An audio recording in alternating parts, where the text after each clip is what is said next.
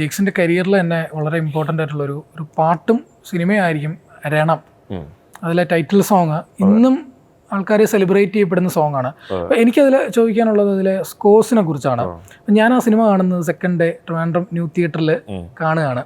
അപ്പോൾ യൂഷ്വലി എൻ്റെ ഒരു ഇതെന്ന് പറയുന്നത് ഇപ്പോൾ ആ സിനിമയിലെ ഒരു താങ്ക്സ് കാർഡ് എഴുതി കാണിക്കുന്നുണ്ട്. എൻ്റെ മ്യൂസിക് ഒരു വയലിനിൽ തുടങ്ങി സ്ലോ ആയിട്ട് മ്യൂസിക് പോയി അതിൻ്റെ പ്രൊഡക്ഷൻ കമ്പനിയുടെ പേര് എഴുതി കാണിക്കുമ്പോൾ ഈ മനം അതിലൊരേ രണം അതിൻ്റെ ഒരു സ്കോർ പോകുന്നുണ്ട്. അപ്പോൾ എനിക്കതൊരു ഫസ്റ്റ് എക്സ്പീരിയൻസ് ആയിരുന്നു. യൂഷ്വലി നമ്മളൊരു താങ്ക്സ് കാർഡ് കാണിക്കുമ്പോൾ അവിടെ ഒരു സൈലൻസ് ആയിരിക്കും, ആൾക്കാരൊക്കെ കുറച്ചൊന്ന് സംസാരിച്ചുകൊണ്ടൊക്കെ ഇരിക്കുന്ന ഒരു മൊമെൻ്റ് ആയിരിക്കും. പക്ഷേ ഇവിടെ ആ മൊമെൻറ്റിൽ പ്രേക്ഷകനെ ഇന്നാക്കുന്നുണ്ട്. പ്രത്യേകിച്ച് ഒരു ഡോൾബി അറ്റ്മോസ് സ്ക്രീനിലും കൂടെ ഞാനത് കണ്ടപ്പോൾ ഭയങ്കര ഒരു എക്സ്പീരിയൻസ് ആയിരുന്നു. പിന്നീട് അത് പൃഥ്വിരാജിൻ്റെ വോയിസിൽ ആ ടൈറ്റിൽ കാർഡ് പോകുമ്പോൾ നരേഷൻ പോകുമ്പോഴും ഒരു ചെണ്ടയുടെ ഇതൊക്കെ പോയി അത് ഭയങ്കര ഗംഭീര എക്സ്പീരിയൻസ്. എനിക്കതിനെ പറ്റി പറയുമ്പോൾ ഇങ്ങനെ വികാരം കൊള്ളു. കാരണം എനിക്ക് ഇത്ര സ്നേഹം കിട്ടുന്ന ഒരു സിനിമയാണ് അത്. ഇന്റർവ്യൂസിൽ പോയാലും എല്ലാവരും ഇതിനെപ്പറ്റി ഇത്ര ഡീറ്റെയിൽ ആയിട്ട് സംസാരിക്കുമ്പോഴേ അന്ന് ഇതൊരു ഓവർസൈറ്റ് ആയി പോയോ, ആൾക്കാർ ഇതൊക്കെ നോട്ട് ചെയ്തോന്ന് പോലും ഞാൻ ചിന്തിച്ചിരുന്നു. കാരണം പടം വലിയായിട്ട് ഓടിയൊന്നുമില്ല. നിർമ്മലിനൊക്കെ നല്ല വിഷമമാണ്. Everybody felt about it. ഞങ്ങൾ അറ്റ്ലീസ്റ്റ് അതിൻ്റെ ഒരു അന്ന് കുറച്ചും കൂടെ നമ്മൾ എക്സ്പെക്ട് ചെയ്തിരുന്നു. പക്ഷെ ഇന്ന് ആ പടം അതിൻ്റെ ഓരോ കാര്യങ്ങൾ ഇങ്ങനെ സെലിബ്രേറ്റ് ചെയ്യുമ്പോഴേ അതിൻ്റെ ഒരു മാജിക് എന്ന് പറയുന്നത് എൻ്റെ ഒരു നൊസ്റ്റാൾജിയാണ്. ഞാൻ US നിന്ന് ഇങ്ങോട്ട് വന്നു, ഇവിടെ ജോലി ചെയ്യുകയാണ്. ഇവിടെ ഞാൻ കുറേ സ്ട്രഗിൾസിലൂടെയാണ് പോയിക്കൊണ്ടിരുന്നത്.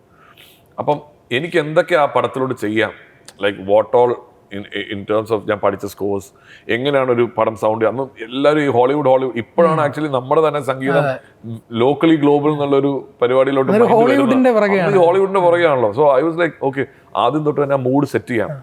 അപ്പം ടൈറ്റിൽ കാർഡ് തൊട്ട് തന്നെ നമുക്ക് വായിച്ചു തുടങ്ങാം. അന്ന് ബുഡാപെസ്റ്റിൽ എടുത്താൽ അതെല്ലാം ഫുൾ ലൈവ് സ്കോഴ്സാണ്. അപ്പം അവിടെ തൊട്ട് തന്നെ ഒരു ചെല്ലോ ബിറ്റ് വരാം.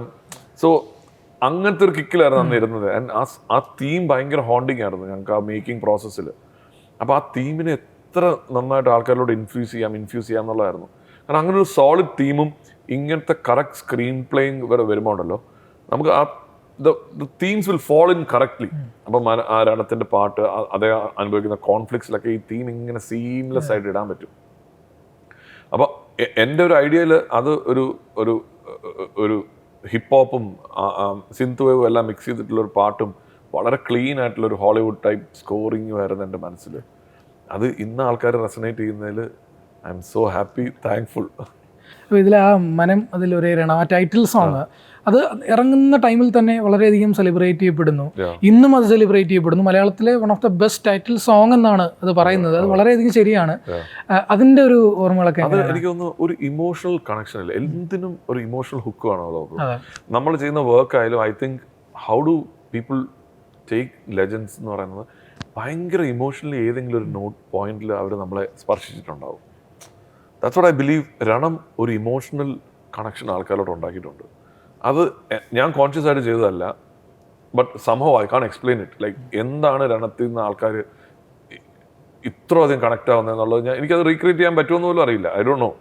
ഞാനത് ഇൻസ്റ്റന്റേനിയസ്ലി എൻ്റെ മനസ്സിൽ തോന്നുന്ന കുറച്ച് ഐഡിയാസ് ചെയ്തതാണ് ആ പാട്ട്. അപ്പം അതിലൊരു കാര്യം ഞാൻ പറയാം, there is an emotional connection to the song. Especially കുഞ്ഞോളങ്ങളിലൊരു കണക്ഷൻ ഉണ്ട്.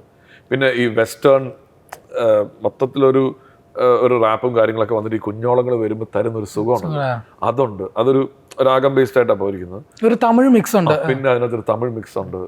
സോ പീപ്പിൾ ആ ഡ്രൈവ് ചെയ്ത് പോകുമ്പോഴൊക്കെ they getting lot of emotional rushes ഉണ്ട്. തമിഴ് കൾച്ചറും റാപ്പും ഹിപ്പ് ഹോപ്പും മലയാളത്തിൻ്റെ ഒരു ഐഡന്റിറ്റിയും ഐ തിങ്ക് അതായിരിക്കാം കേട്ടോ. അല്ലാതെ എനിക്ക് അതിനകത്തൊരു ക്ലീൻ എക്സ്പ്ലനേഷൻ ഇല്ല ആ പാട്ടിന്റെ. ഈ പടത്തിൽ നോക്കുകയാണെങ്കിൽ അതിൽ ചെല്ലോടെയും വയലിൻ്റെ ഒക്കെ ഒരു ഭയങ്കര യൂസ് ഉണ്ട് ആ പടത്തിന്റെ മൊത്തത്തിൽ. അതൊരു മെമ്മറബിൾ ജേർണി തന്നെയാണ്. അതിന്റെ പാലറ്റ് അങ്ങനെ തന്നെയാണ് ചൂസ് ചെയ്തത്. അന്ന് കണ്ട സിനിമകളുടെ ഇൻഫ്ലുവൻസും എങ്ങനെ അതിനെ മലയാളീകരിക്കാം. ഞാനിപ്പോഴും ഓർക്കുന്നുണ്ട് ആ സിനിമ.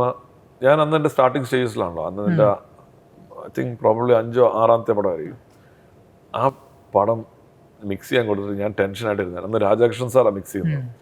രാധാകൃഷ്ണൻ സാർ ഇത് എന്ത് പറയുന്നൊക്കെയുള്ള ടെൻഷൻ എന്നെ വിളിച്ചിട്ട്, ജെയ്ക്സ് ഒന്നും പറയാനില്ല, അൺബിലീവബിൾ സ്കോർ. അന്ന് സാറാണ് എന്നെ ഏറ്റവും കൂടുതൽ ഇൻഡസ്ട്രിയിൽ പറഞ്ഞ് അന്ന് എന്നെ സപ്പോർട്ട് ചെയ്യുന്ന രാജ് സാറാണ്. ഞാൻ എപ്പോഴും ഓർക്കുന്നത് കേട്ടോ.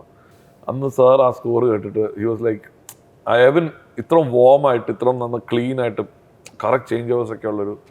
അപ്പം അന്ന് കിട്ടിയ ഒരു ആക്ച്വലി രണം അതാ ഞങ്ങൾക്കൊക്കെ ഒരു വലിയ സ്റ്റെപ്പിംഗ് സ്റ്റോൺ ആണെന്ന് പറയുന്നത്. എന്റെ ഇപ്പോഴത്തെ ഐഡന്റിറ്റി രണമാണ്. After 60 movies people still talk about എന്ന് പറയുമ്പോൾ അതെനിക്കൊരു വലിയൊരു ഇതിന്റെ ഒരു സെക്കൻഡ് പാർട്ടിനെ കുറിച്ചുള്ള ചില ചർച്ചകളൊക്കെ ഉണ്ടാവും. അല്ല ഞാൻ ചെയ്യിക്കും നമ്മള്. രാജു അതിന് എക്സൈറ്റഡ് ആണ്. Nirmal working on it. Something will come. അതിപ്പോ ഒന്നും നടക്കില്ല. ബട്ട് അതിന് കറക്റ്റ് ആയിട്ട് ലാൻഡ് ഇത്തവണ വി ഹാവ് ടു എല്ലാ രീതിയിലും കറക്റ്റ് ക്ലാസിക്കല്ല ഹിറ്റ് ഇറ്റ് കൊമേഴ്ഷ്യലി ഓൾസോ. അപ്പൊ അങ്ങനത്തെ ഒരു പരിപാടി